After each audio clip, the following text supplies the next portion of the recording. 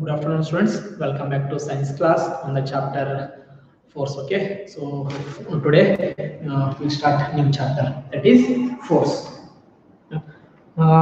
In your previous class, means last year you had studied about force, right? In Newton's laws of motion and force chapter, I think. But you had studied about force. Okay. See, first you had studied what is force, why we need force, what is the importance of force. Okay, when and where we should use that force.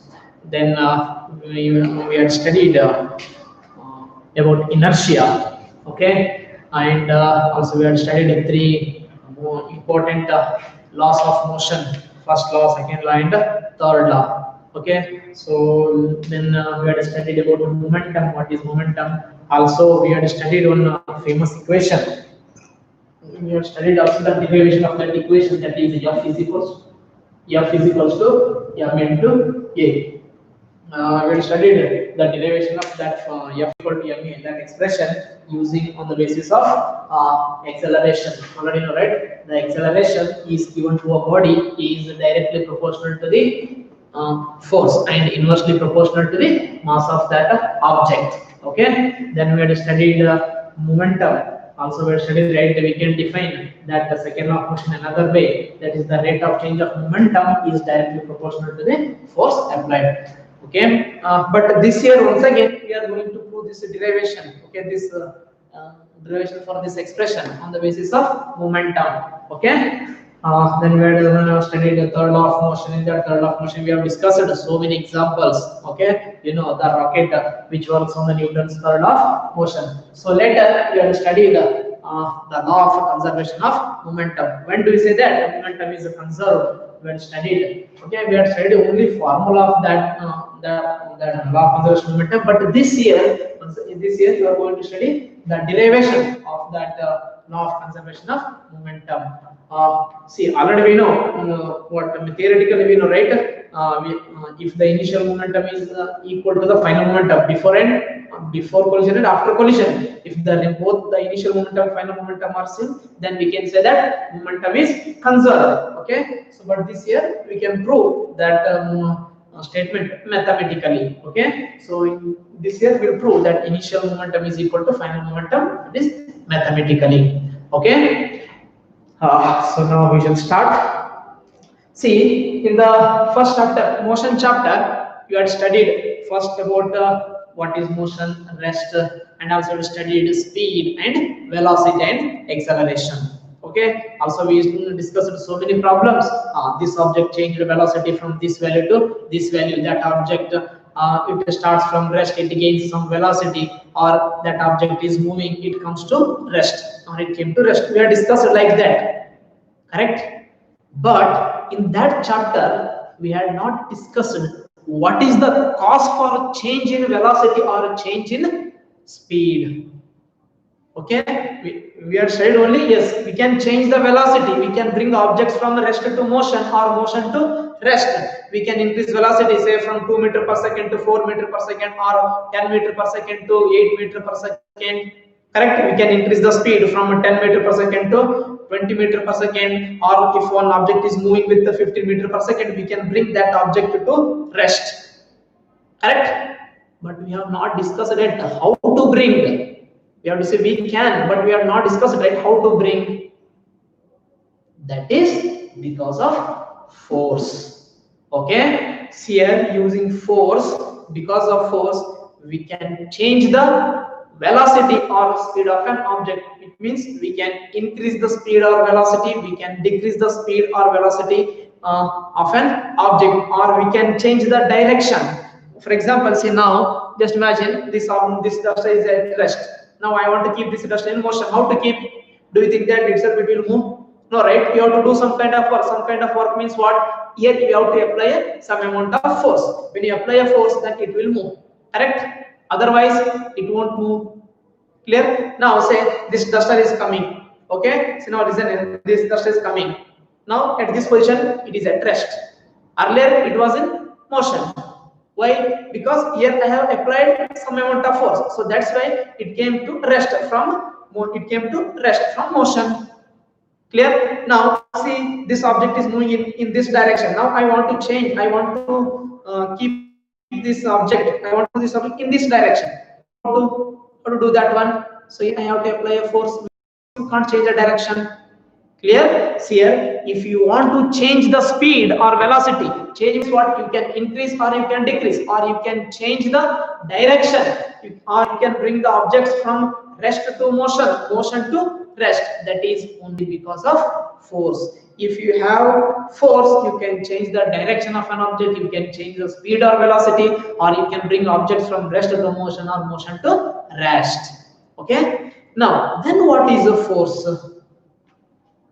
Yes, already you have studied right in your 8th standard about force. And then what is force?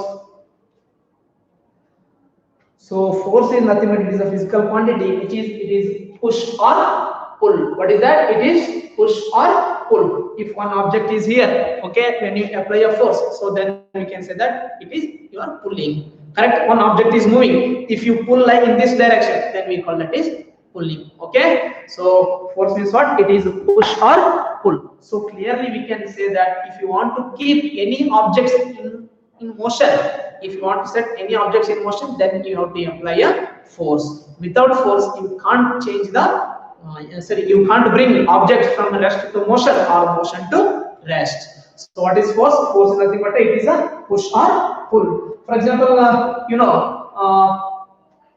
for example, if you draw the drawer from the table, so there you have to apply a force. If you want to kick a ball, then you have to apply a force. If you want to write on a board, then you have to apply a force. Clear? If you want, then you have to apply a force. Correct? See, if you want to do work, then the force is necessary. Correct? If you want a 6, if you want to hit 6, then at that time you have to apply a more force. See, just if you want to stop the ball, just you have to do like this. Then here at that time you will apply some very less amount of force. But if you want to hit the 6, then you have to apply more force, right? Otherwise, it won't reach that boundary line. Clear? Okay. So this is about force. So force means what? Force in other words is a push or pull. Okay.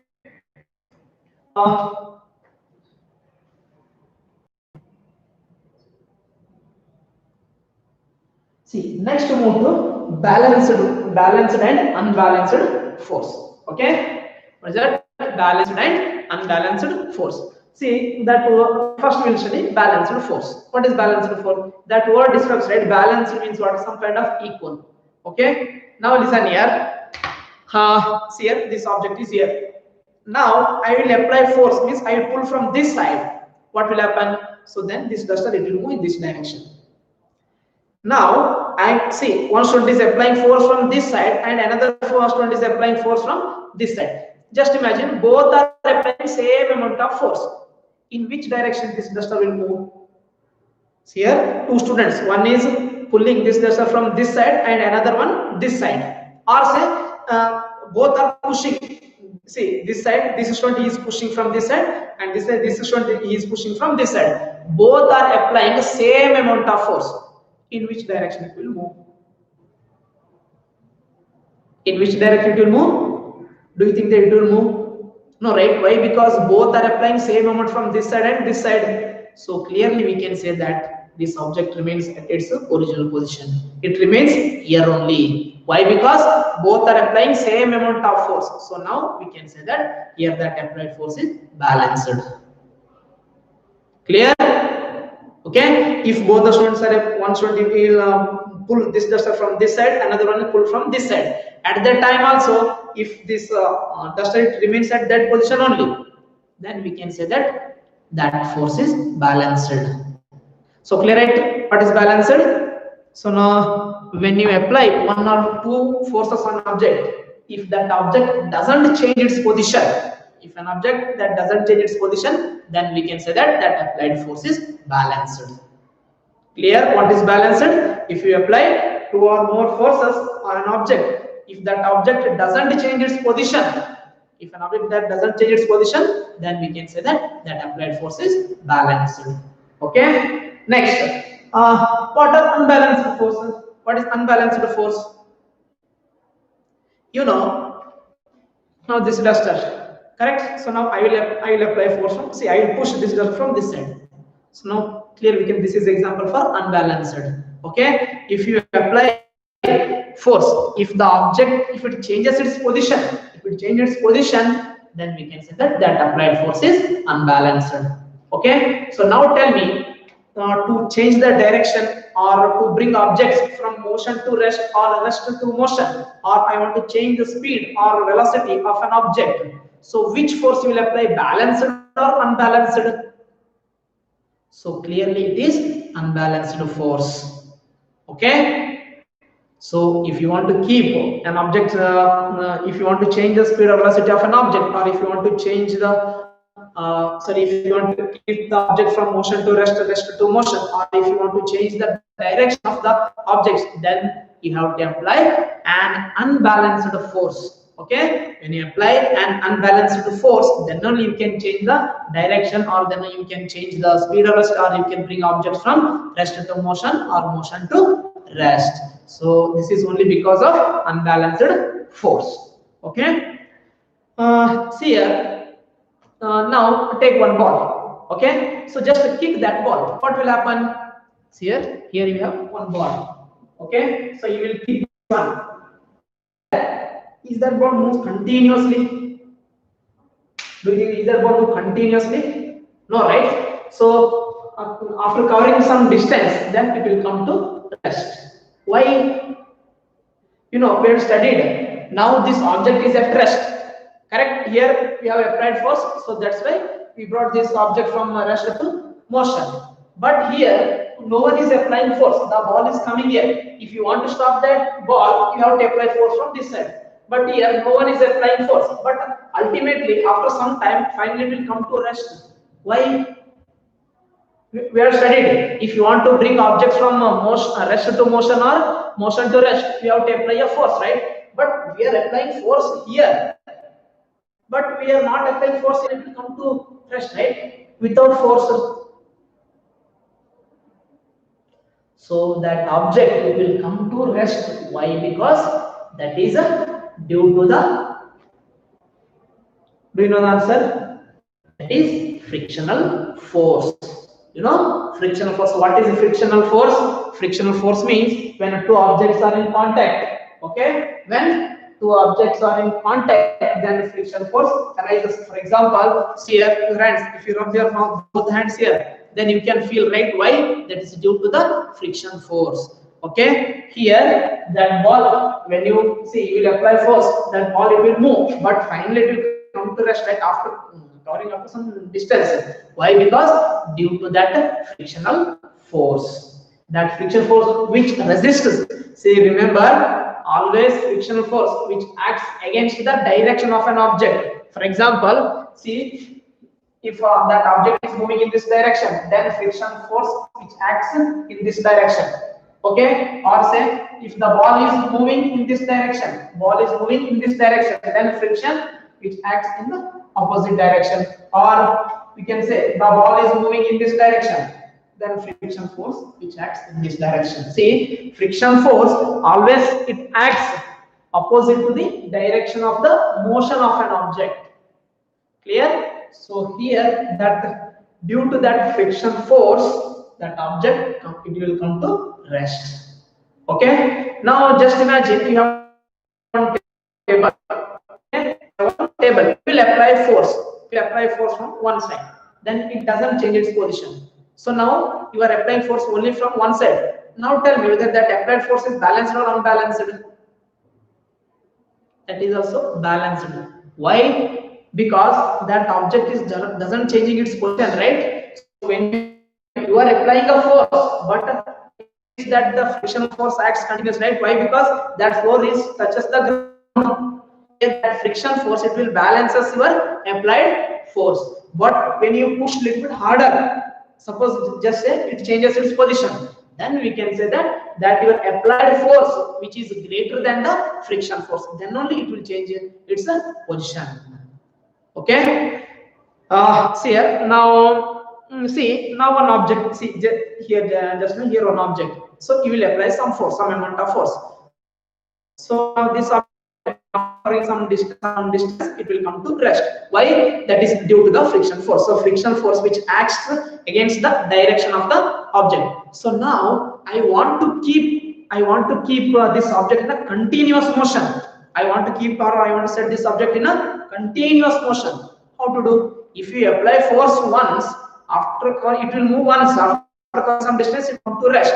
But now I don't want that. I want to keep this object in a continuous motion. How to keep? Are you getting my point? I want to keep this object in a continuous motion. Correct? While you are riding a bicycle, so when you pedal that continuously, then only that cycle moves continuously, right? If you pedal one, what will happen? After covering some distance, that that cycle will come to rest. Okay? How to keep? See, if you want to keep any object in a correct, when you apply continuous force, then only you can keep the object in a continuous motion. If you throw that ball once, because initially you will apply force, but after covering some distance, it will come to rest. Clear? Okay. But take a bus. So just take an example of a bus or car. Both they move continuously. They will travel for 1 hour, 2 hour, 3 hour, like that. Why? Because there we are applying a continuous force. Okay, so that's why those vehicles move continuously.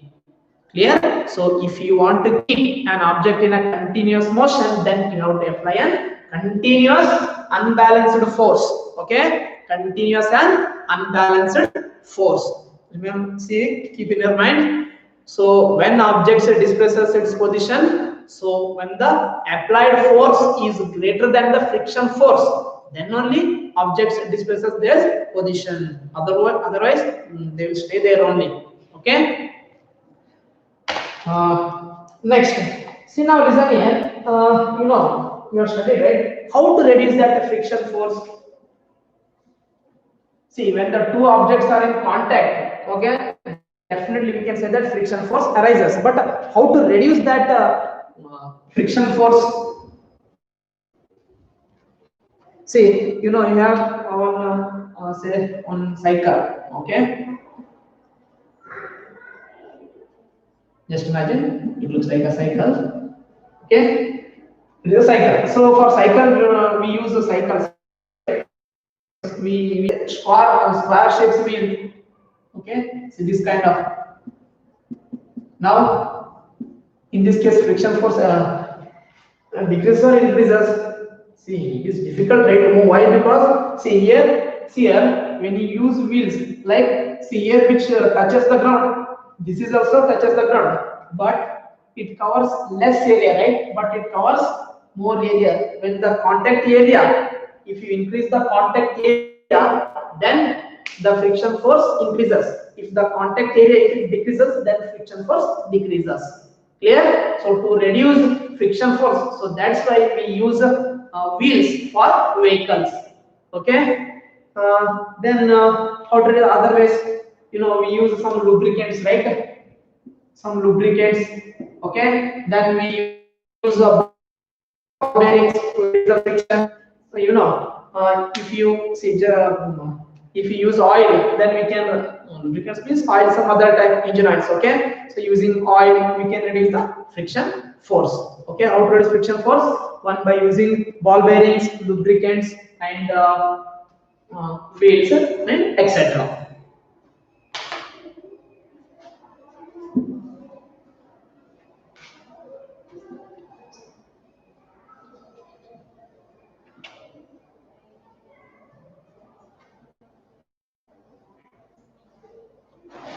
Now, just if there is no friction force, what will happen? See, we are walking for what? Because of friction force, right? See, just imagine I will lift you. Just imagine I will lift one student. For that student, is it possible to walk? No, right? Okay. So to walk, because of friction force, we can walk. Okay. So next to move to first law. Okay. Already you had studied, right? First law of motion.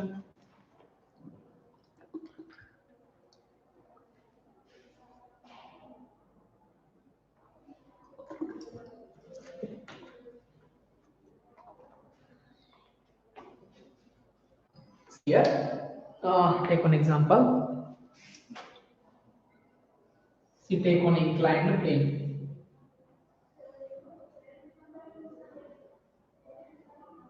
Inclined plane. Okay. So now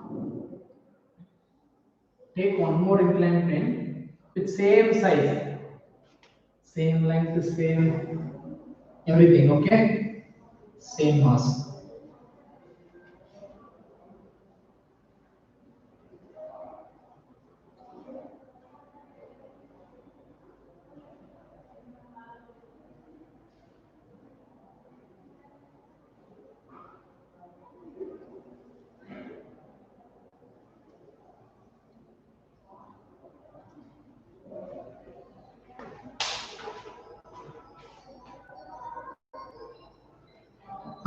See here. Now consider two inclined planes. So same length, same and everything is same. Okay. So now first I will drop one ball from here. What will happen? It will see, it will move and it will come towards, it will cover some distance here also, correct? See, now say from here to here, say 30 centimeter, say 50 centimeter. Then here to here also 50 centimeter. So now it will cover 50 centimeter here. See, when you keep a ball, it will move, right? It will move downwards. Do you know why? I am not applying a force, just I will keep here. Who is applying force here? Okay, so that is due to the gravitational force. We will discuss in the gravitation chapter. You know, right? See, now this I'll drop here, correct? Now it is at rest. I am not applying a force, but it will move, right? It will fall downwards. Why? Because of gravitational force. We'll discuss it. So now this ball will come to the here at the bottom. Why? That is due to the gravitational force. That gravity which attracts the ball. Correct? So now here it will cover 50 centimeters. So while coming downwards, it will cover 50 centimeters. Then what will happen? It starts to climb this one. Here, do you think that that ball here it will cover 50 centimeters while climbing? Do you think that that ball is also covering once again same 50 centimeters? No, right? It won't cover 50 centimeter. Okay. So now just I will reduce this plane. Okay. So now I will reduce here. I will reduce to like this. I will reduce the slope. Okay. So now, so maybe it will cover some distance over here. Just imagine when you drop here, so it will come here and it will cover some distance here. Just imagine. Next, once again, I reduce the slope. I will reduce the slope like this. Okay, now maybe we can say that maybe it will reach up to here, just up to here. Then it will once again it will come back. Okay, then it will come back. Then it oscillates continuously, and finally it will come to rest in all the cases. So now once again, I will stop. Once again, I will reduce here. So in this case,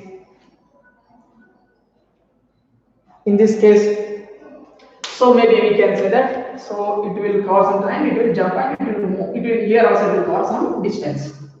Okay. So now I will reduce, I will make that slope equal to 0. I will reduce complete, I will make the slope as 0 like this. So now what will happen? Okay. So now it will move, it will cover some distance.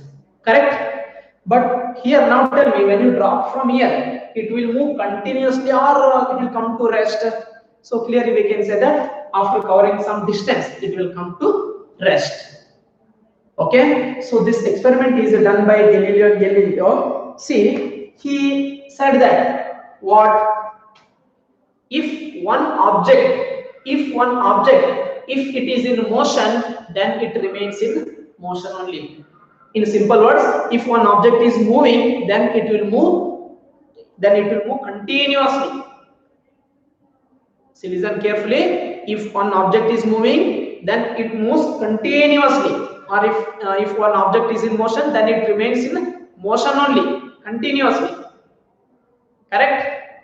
Or if one object is at rest, then it remains at rest only. Okay? But here, earlier that ball, it is in motion, but finally it will come to rest, right? Okay? But Galileo told, what if one object is at rest, it remains at rest only, or if object is in motion, then it remains in motion only. Clear? Okay, so I will stop here. Just to think about this experiment, whether that Galileo said wrong or right. Okay, he said what he said? He said if one object is at rest, it remains at rest only. If object is in motion, it remains in motion only. But if you drop here, it will see initially it is in motion. After some distance, it will come to rest, right? This one is correct or Galileo's assessment is correct. Okay, so just to think about it. I will continue the class tomorrow. Thank you.